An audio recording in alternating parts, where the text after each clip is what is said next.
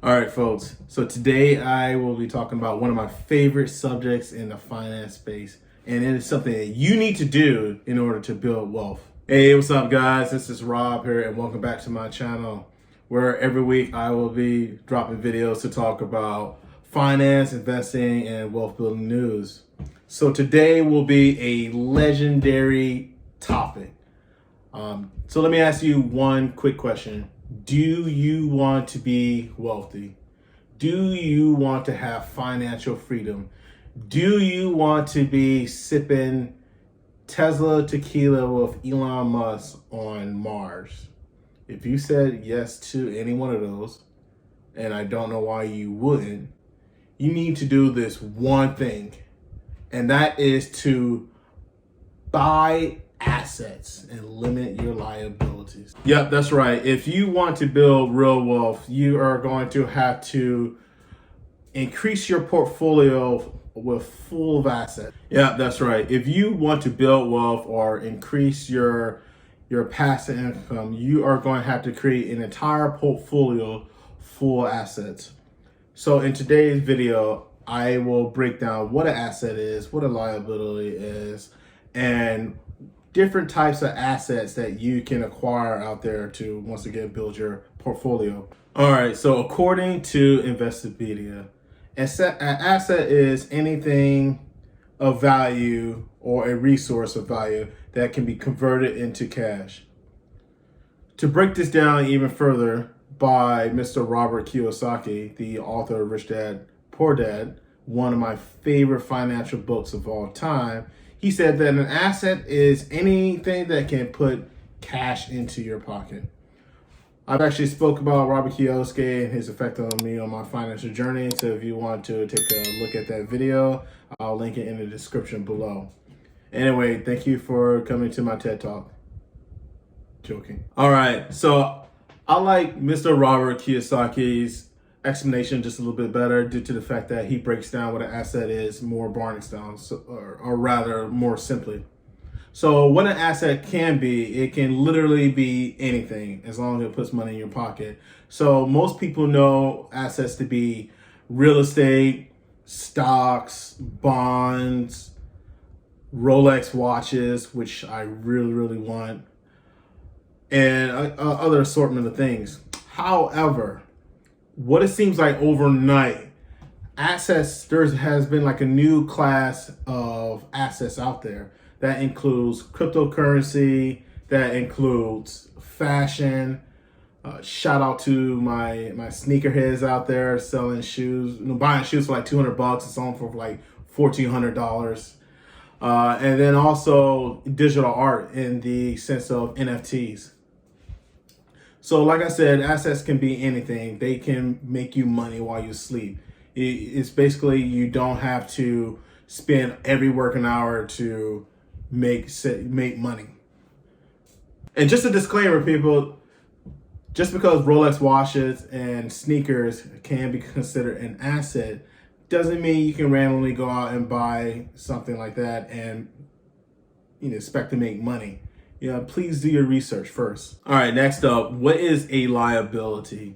A liability is basically when you owe money. Or as Robert Kiyosaki likes to say, it takes money out your pocket. Liabilities can come in many forms. They can come in as a mortgage, credit card debt, student loans, which please don't get me started on student loans. It's pretty ridiculous. However, all liabilities are not bad. There are companies out there that take liabilities, or they take out loans to expand their business or keep their operations going. I'll give you a really quick example for myself. I took out a mortgage. So let me backtrack. I was stationed out in Denver for 3 years. And what I did was I took out a mortgage and to buy a townhouse.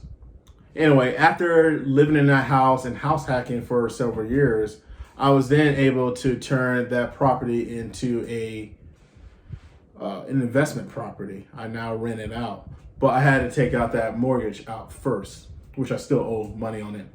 And just a side note, just for something you to think about, there's a couple of schools of thoughts when it comes to a house being an asset. Some people think that when you take out a mortgage and you buy a house and you live in it, it's not an asset due to the fact that you are paying a mortgage every month and you're taking money out your pocket. On the other side, there's people who say, well, you know what? Having a house is an asset due to the fact that that house is appreciating over time and eventually you will be able to sell it. I'll let you think about it. I have my opinions on it. I kind of lean in both. I see both perspectives.